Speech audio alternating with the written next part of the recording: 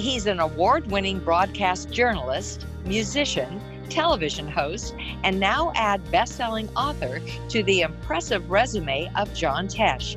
His new book, Relentless, Unleashing a Life of Purpose, Grit, and Faith, was released just as the COVID-19 pandemic hit. He was unsure of the timing, but it turns out the lessons he learned and shares in the memoir have now become his current silver lining.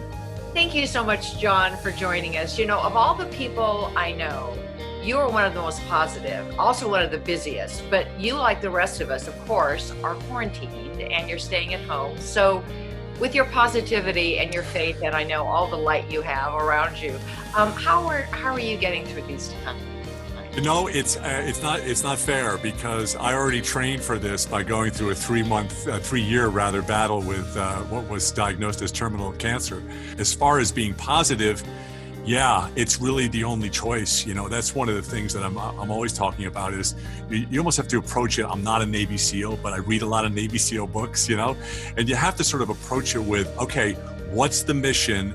A, and then B, what's the process? And then you go to Martin Luther King Jr., who said, don't see the whole staircase, just take the first step in faith. You know, Connie dropped everything, and she is fierce. And if she hadn't been an advocate for me, and if she hadn't helped us discover what ended up being divine healing, which is, you know, settling on certain healing scriptures, I just wouldn't have made it. You know, you and I worked together for years on the one-on-one show, but then you and Connie are besties.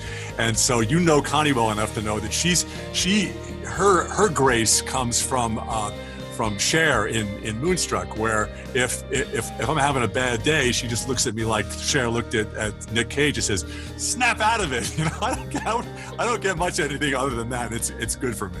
The silver lining, of course, is the beautiful book Relentless that you wrote, which is just getting incredible reviews, and I recommend everyone reading it, because it really does, even now, become so relevant as far as just persevering through adversity.